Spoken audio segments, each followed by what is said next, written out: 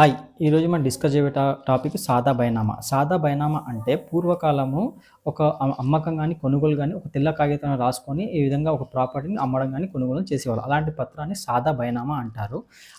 ఆ విధంగా ఎవరైతే భూమిని గాని, కొనుగోలు గాని, అమ్మకం గాని చేసినట్లయితే అలాంటి భూములను రెగ్యులైజ్ చేసుకోవడానికి తెలంగాణ ప్రభుత్వము ఒక అవకాశాన్ని కల్పించింది. అది 2 కండిషన్స్ ద్వారా పెట్టింది. అంటే ఆహ్, ఈ విధంగా సాదా బైనామా ద్వారా జరిగిన ట్రాన్సాక్షన్ అనేది 2020 అక్టోబర్ 30 నాటికి అంటే ట్రాన్సాక్షన్ జరిగి ఉండాలి.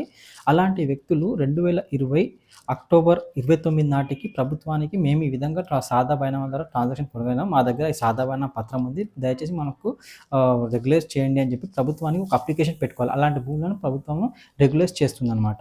సో, ఇది వచ్చేసి ఒక్కొక్క స్టేట్‌లో ఒక్కొక్క విధంగా ఉంటుంది. తెలంగాణలో వచ్చేసేమో డెడ్‌లైన్ వచ్చేసి 20 వరకు ఉంది. అంటే ఆ చట్టం ద్వారా. ఈ ఆంధ్రప్రదేశ్‌కెళ్తే మనకు సెపరేట్ ఉంటుంది. కర్ణాటకలో ఇంకా సెపరేట్ ఉంది. అంటే